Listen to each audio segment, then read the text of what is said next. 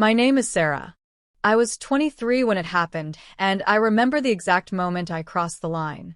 Not because I was drunk, not because I was scared, because I wasn't.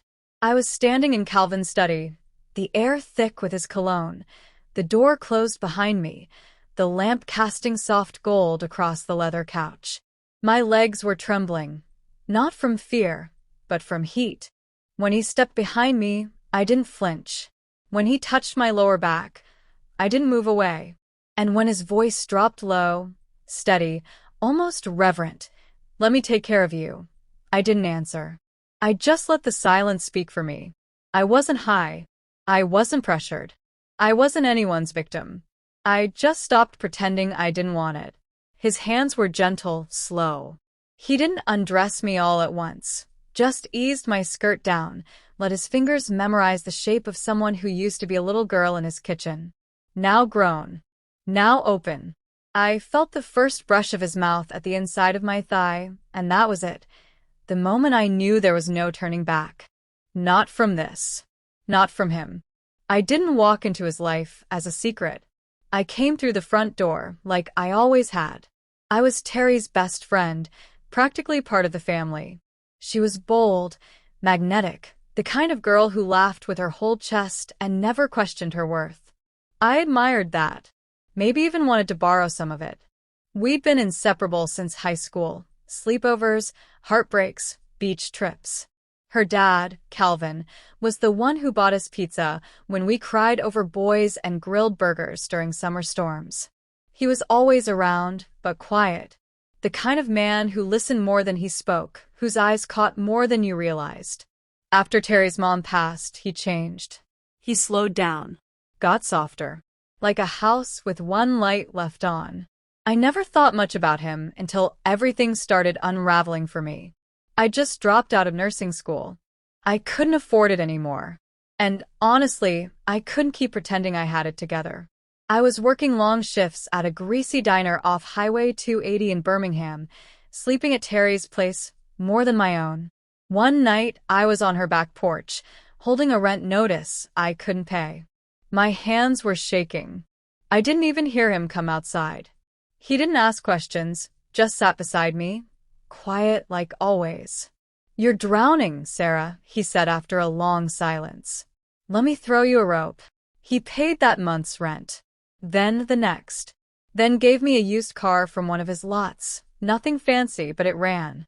Next thing I knew, I was working his front desk, filing papers, answering phones, making just enough to feel like I was rebuilding something. He never asked for anything in return. Not at first. And maybe that's why I didn't see it coming. Maybe that's why I didn't want to. It was after hours. The office was quiet, just me, a stack of reports, and the rain tapping against the windows. I dropped a pen, bent to grab it. And when I rose, he was behind me. I hadn't even heard him come in. He didn't speak at first. Just stood there, close. I could feel the heat of him behind me. His breath touched the back of my neck like a question. Then, quietly, "You're beautiful, Sarah." I froze, not because I didn't know what he meant, because I did. That was the first time he crossed the line. And the first time I didn't stop someone from crossing it. I turned, half expecting him to laugh, to backtrack. But his hand was already at my waist. It wasn't fast. It wasn't rough. It was careful, like he was giving me a second to pull away. I didn't. And that was all the answer he needed. I should have moved. I should have said something. But instead, I leaned into him. I let his hand trail lower. I let him kiss my neck, my shoulder, the curve of skin I used to never think twice about. It was the kind of touch that didn't ask permission but gave you time to say no. And I didn't. I let him take off my shirt. Let him undress me, slow, deliberate. I let myself feel things I hadn't felt in years. Not love, but hunger. I let him kiss the inside of my thighs like he was praying with his mouth. And for the first time in a long time, I didn't feel invisible. I felt wanted, desired, chosen. I didn't think about Terry. I didn't think about consequences. Just the way his hands steadied me. The way his lips erased every thought but one, stay here. It didn't stop after that night. The next morning, I woke to a text, come to the lake house. Just us. No questions. No apology. Just a command. And I followed, like someone already too deep. He left the side door unlocked. Inside, clean sheets, a robe folded at the foot of the bed, coffee already brewing. The place smelled like cedar. Like him. It should have felt wrong. But it felt planned. Like he'd thought about it long before I ever said yes. When he touched me again in daylight, it felt more dangerous. More intimate. Not rushed or desperate. Intentional. After, he handed me an envelope.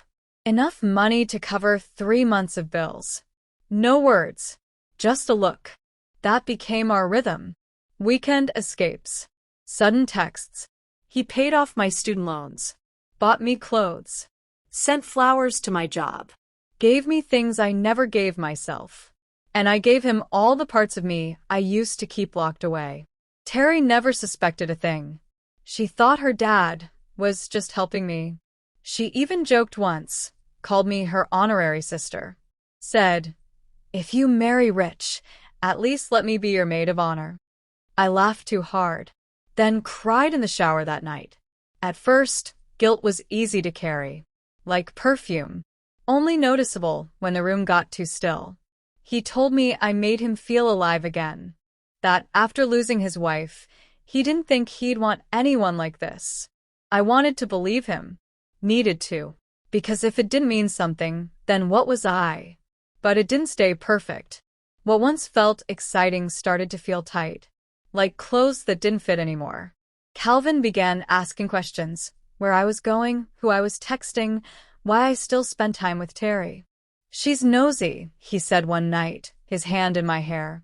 You should put some distance. I laughed. Thought he was being dramatic. But the next time Terry called for a girls' night, I hesitated. Told her I was tired. Swamped with work. She didn't push, just hugged me and said, you better not be sleeping with my dad or something. Then laughed like it was the most ridiculous thing. I did too. But my heart stopped. That night, I told Calvin we should slow down. His expression didn't change. But the air did. After everything I've done for you, he said, quiet. After all I've given? He opened a drawer. Took out a thin box. Inside, a diamond bracelet. Delicate. Pricey. The kind you don't give back. He fastened it around my wrist like a promise. Or a warning. You don't walk away from me, Sarah. I didn't. I told myself I was still in control. Still choosing. But it was starting to feel like the choice had already been made. When Terry invited me for dinner, just the three of us, I couldn't say no without making it obvious. I stood outside their door, breathing deep. Inside, everything was normal. Calvin at the table's head. Terry pouring wine. Music playing. But under the table, his foot found my leg. Possessive. Slow. I nearly dropped my fork. Terry didn't notice. She was talking about some guy from work. Then she turned to me. Dad, you remember the night Sarah stayed late? You two worked really late, huh? What were you working on again? The air tightened. Bills, Calvin said. Tax stuff. Then looked at me. And I knew one wrong word, and everything would shatter. I smiled. Nodded. Told myself it wasn't lying. It was survival. It all fell apart 2 weeks later. I was at Calvin's, fresh from the shower, wrapped in a towel, drying my hair in the mirror. The bracelet still shimmered on my wrist. He was in the other room, shirt half on, scrolling his phone like we were just any couple starting the day. I opened my mouth to say it, to end it. Then my phone buzzed. Terry, we need to talk. Now. I froze. Then the phone rang. Her name again. I answered. Her voice was low. I went through my dad's phone. My heart dropped. I saw the messages. The photos. The receipts. You were in his bed. I had nothing. No lie. No excuse. Just truth.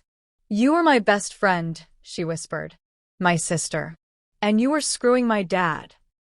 Then she hung up. That was the last time I heard her voice. She blocked me, unfollowed me, posted one cryptic tweet, and the fire spread fast. Friends went silent. Coworkers whispered. Jobs dried up. I became a cautionary tale. And Calvin? He changed too. The calls slowed, then stopped. He said he had to protect his reputation. Said we should lay low. Said now wasn't the time to be seen together. The money vanished. The gift stopped. No more lake house. No more soft words in the dark. Just cold, distant quiet. He slipped away like none of it meant a thing. And maybe to him it didn't. But to me, it had been everything. I hit rock bottom a month later. Back at the diner.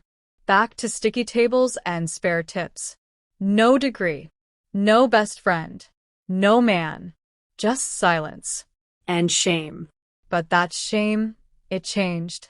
It became fire. I went back to school. Paid for it myself. No shortcuts.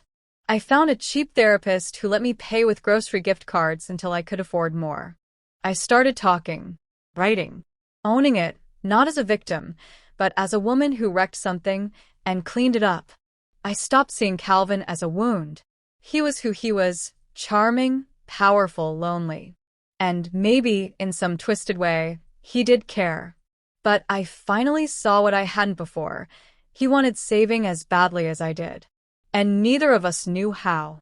I blame myself more than him, for staying too long, for keeping quiet, for betraying someone who trusted me for the comfort of a man who only saw me in the shadows.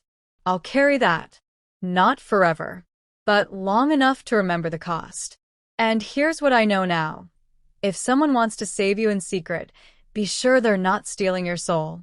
If someone gives you everything but hides you, ask what you're really trading. And never betray the one who would have stood beside you in the light, just to be held by someone who never planned to. So that's my story. Not neat, not proud, just true. To anyone who's ever confused attention with love, I see you.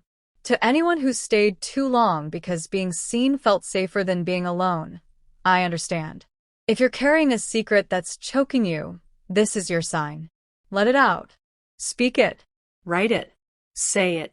Because the worst part isn't what you did. It's the silence you live in afterward. Drop a comment if you've been there. If you've ever let someone choose your body before you chose your worth.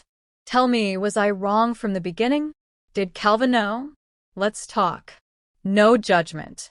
And if this story stirred something in you, share it. Like it. Subscribe. Your voice matters.